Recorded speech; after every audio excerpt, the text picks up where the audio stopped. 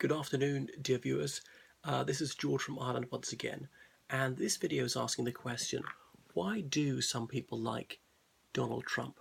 So there are many reasons, and I'm going to go through them, not in any logical order. They're often interlinked, so it's difficult to sort them into a proper sequence. So number one, for no particular reason, is he's very wealthy. He's a multi-billionaire. Quite how many billions is unclear. Some people say he's not as rich as he's made out. He had declared bankruptcy several times. Way back in the 90s, I think, managed to avoid paying federal income tax for years. But anyway, people go with that. They think that's success. Incidentally, for anyone who was hoping this would be a hymn of praise to Donald Trump, think again, because I revile him. I should have made that health warning right at the beginning. So some people think extreme avarice is admirable, and he's not a big charitable donor. George Stephanopoulos asked what sacrifices Trump had made, and Trump said, well, he paid for his workers' healthcare, as he was legally obliged to do. So he's a man who's extremely selfish. He's had his trophy wives, and some people see that as elements of success. The body language shows that he's got no relationship worth the word relationship with Melania. No wonder she's looking so pouty. Name recognition. That's another reason some people like him. At least they know who he is. He's been a publicity hoe for decades. Very happy to do cameos in various films, Home Alone and things like that, give interviews. He shoots from the lip. Some people see this as being plain spoken.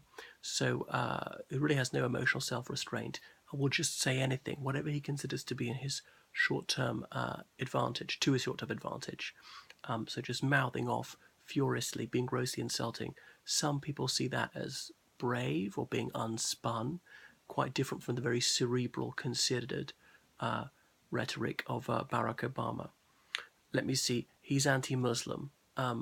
So Trump appeals to Islamophobia. He's been openly bigoted, wanting to ban all Muslims from entering the country. So he said a couple of years ago, I know it's come down to about 7 Muslim-majority countries, and not the ones from which terrorists have actually come. Wealthy Muslim countries are exempted, which tells you about Trump's real priority. Despite nobody from any of those 7 banned countries launching any terrorist attacks in the United States for years, he still banned them. He would have been better off banning people from a particular American state, like Texas, for instance, where Texans have committed lots of murders in the other parts of the USA. Obviously, no one's going to advocate that because it would be grossly unfair. Anyway, he's made his dog whistles to anti-black bigotry, anti-Hispanic sentiment as well, saying that a certain judge's ruling shouldn't count because he had a Mexican surname. You know, Trump's obviously harking back to the days when only wasps got to be judges. Let me see. Some people think that Trump is independent because he had not been previously served in any office. He claimed to be completely self-funding, but apparently that's false. He was crowd-funded quite a lot. Obviously, a lot of some corporations, certainly Fox, wanted him there. He claimed to be anti-Wall Street. Many people were foolish enough to believe that. As soon as he became president, in his cabinet, he put in some of the banksters from Wall Street. He claimed to be an anti-politician because he never previously sought office. So he's against this failed Washington system, as he would say.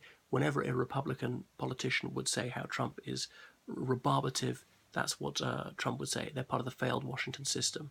Obviously, if any Republican politician endorsed him, then they weren't part of the failed Washington system, according to Trump. Let me see. So he's all things to all men. You know, he was a Democrat about 8 years before he was a Republican, and he was pro-choice, and now he's pro-life. Changed his position, saying that liberating Iraq and Afghanistan was moronic, and obviously he wants troops there, and he denounced Obama for having withdrawn troops from these countries. There's still a few US troops in both countries, but having withdrawn some of them. Let me see. Some people are again stupid enough to believe that he can actually bring jobs back, that he's going to tear up NAFTA, and that manufacturing will no longer be in China so much, and many blue-collar jobs will come back to the United States. Well, we see no evidence of that yet. Very unlikely to happen. The idea of building a wall along the border with Mexico, that some people think that's a fantastic idea. Now, the United States faces many severe problems.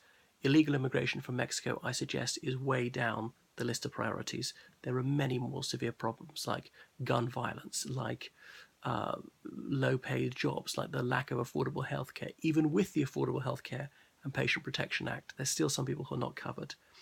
The pensions time bomb, and on and on. The environment. So Trump is barbaric, and that appeals to many people.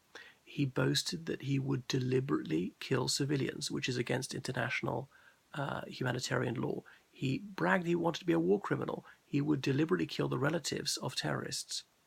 Not collateral damage, he would seek to do it. And that he would bring back worse than waterboarding, so torture, which is illegal, and there are no exemptions under international law under any circumstances whatsoever. That's in the Convention Against Torture. The United States has signed up to all these international agreements. And why did Bush stop at waterboarding? Because he felt there was some wiggle room. They could argue it wasn't torture, but beyond that, they really couldn't. So this sort of savagery, some people think that's tough. Yet Trump says that committing sex crimes is good.